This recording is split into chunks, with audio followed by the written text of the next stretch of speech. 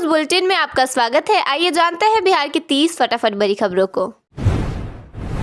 दिल्ली नगर निगम के रिकॉर्ड से जुड़ा संजीव हंस का मामला सामने आया है। संजीव हंस के बेटे सम्राट के पिता को लेकर डीएनए जांच की मांग उठी है। इस बीच स्कूल के दस्तावेजों में सम्राट को एक आईएएस अधिकारी का बेटा बताया गया है। मुंगेर में एक हिंदू लड़की द्वारा मुस्लिम लड़के से शादी करने का मामला सामने आया है। लड़की की मां ने आशंका जताते हुए कहा है कि उसकी बेटी को काटकर फ्रिज में डाल दिया जाएगा। मां ने प्रधानमंत्री से बेटी को बचाने की गुहार लगाई है।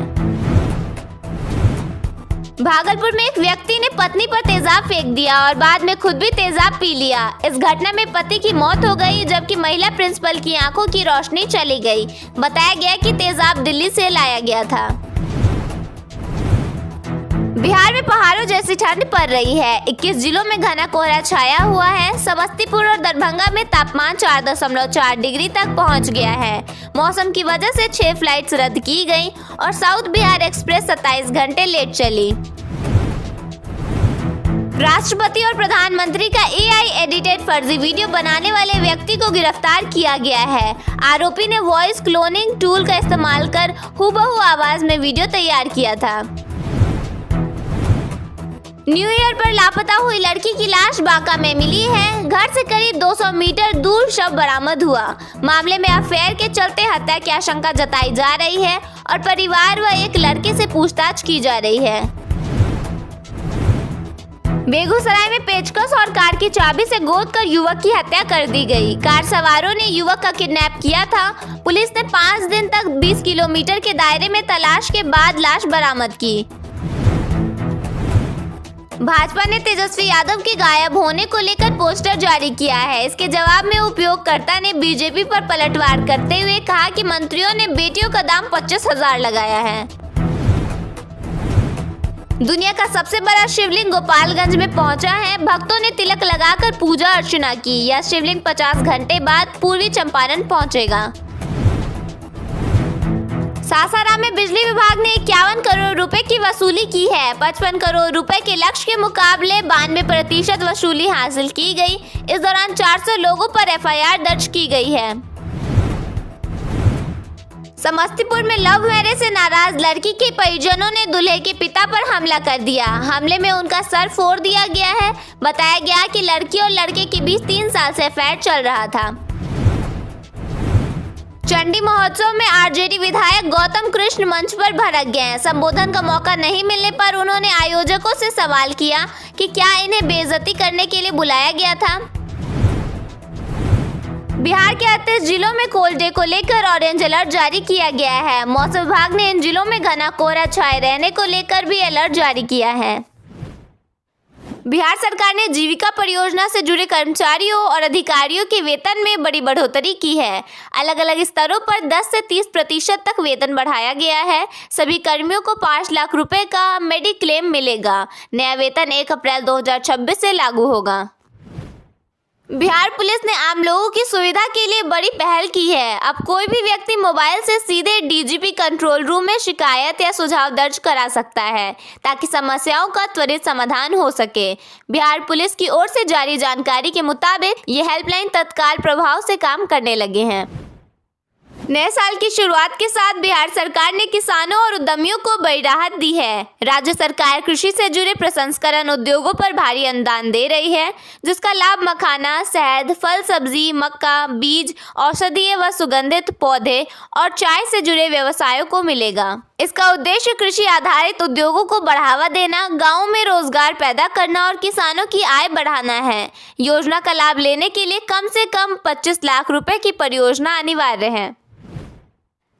पटना में बुनियादी ढांचे को मजबूत करने के लिए 2 बड़े प्रोजेक्ट तेजी से आगे बढ़ रहे हैं। पटना मेट्रो शहर को आधुनिक सार्वजनिक परिवहन से जोड़ने की दिशा में काम कर रही है, जबकि दानापुर बिहटा एलिवेटेड कॉरिडोर राजधानी को जाम से राहत देने की तैयारी में है। दोनों परियोजनाओं आने वाले वर्षों में पटना की यातायात व्यवस्था को पूरी तरह बदल सकती है। बिहार में औद्योगिक विकास को तेज करने के लिए सरकार 2 बड़े रणनीतिक प्रोजेक्ट पर काम कर रही है। पटना को टेक्नोलॉजी और फाइनेंस हब बनाने की योजना है, जबकि राज्य को एक बड़े रक्षा उत्पादन जबकि राज्य को एक बड़े रक्षा उत्पादन केंद्र के रूप में विकसित किया जाएगा। इन परियोजनाओं से निवेश बढ़ेगा और लाखों युवाओं के लिए रोजगार के नए अवसर पैदा होंगे। बिहार सरकार किसानों के लिए फार्मर रजिस्ट्री अभियान शुरू करने जा रही है। 6 से 9 जनवरी 2026 तक किसान अपनी डिजिटल आईडी बनवा सकते हैं। पीएम किसान जैसी योजनाओं का सीधा लाभ पाने के लिए यह आईडी अनिवार्य है। अब बिहार के हर किसान की अपनी एक डिजिटल पहचान होगी, जिसे फार्मर रजिस्ट्री कहा जाएगा। पटना में कड़ाके की ठंड से अस्पतालों में मरीजों की संख्या तेजी से बढ़ रही है। ब्रेन स्ट्रोक, हार्ट अटैक और सांस फूलने जैसे गंभीर मामले सामने आ रहे हैं, जिससे प्रमुख अस्पतालों में बेड की कमी हो गई है। पीएमसीएच, आईजीआईसी, एनएमसीएच और एम्स जैसे अस्पतालों में मेडिसिन, कार्डियोलॉजी और न्यूरोलॉजी विभाग पर भारी दबाव है। डॉक्टरों ने बुजुर्गों और बीमार लोगों को विशेष सावधानी बरतने और गर्म कपड़े पहनने की सलाह दी है।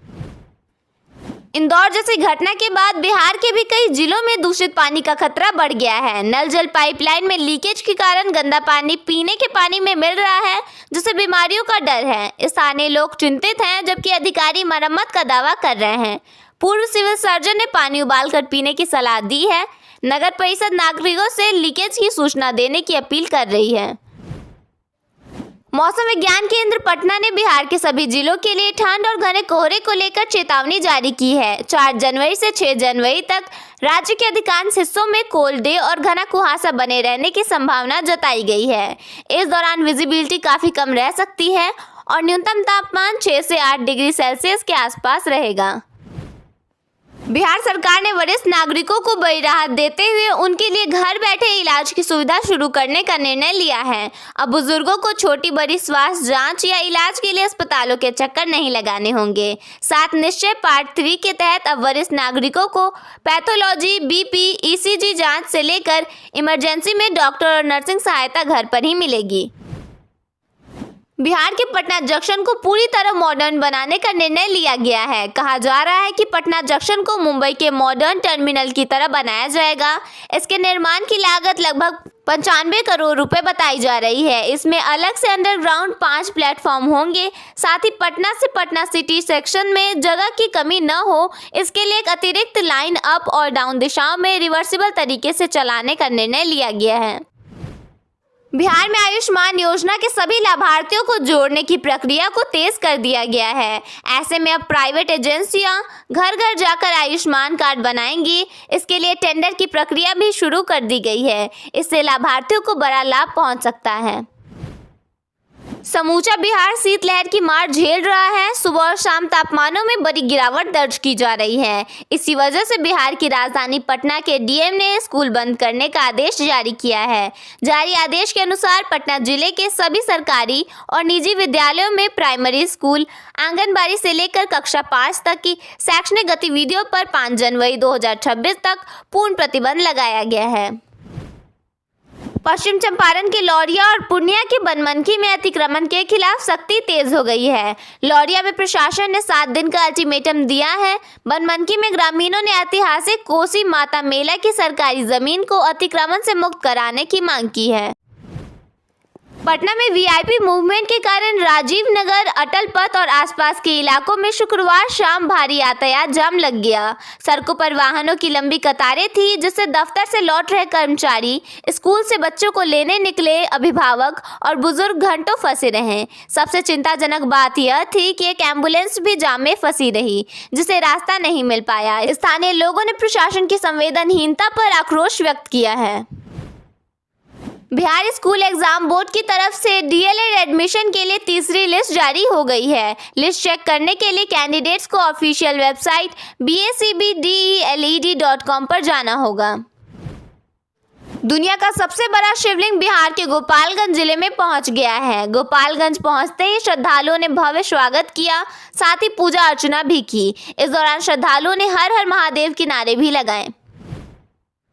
बिहार के 82,000 नियोजित शिक्षकों के लिए नए साल की शुरुआत होते ही बड़ा ऐलान कर दिया गया है। दरअसल 5वीं सक्षमता परीक्षा को लेकर घोषणा कर दी गई है, जिसके मुताबिक जनवरी के आखिरी या फरवरी के पहले सप्ताह में परीक्षा ली जा सकती है। बिहार के सरकारी अस्पतालों को इसी महीने बड़ी राहत मिलने वाली है। स्वास्थ्य विभाग 5000 से अधिक नई सहायक नर्स की तैनाती की तैयारी में है, जिसकी नियुक्ति प्रक्रिया अब अंतिम चरण में पहुंच गई है।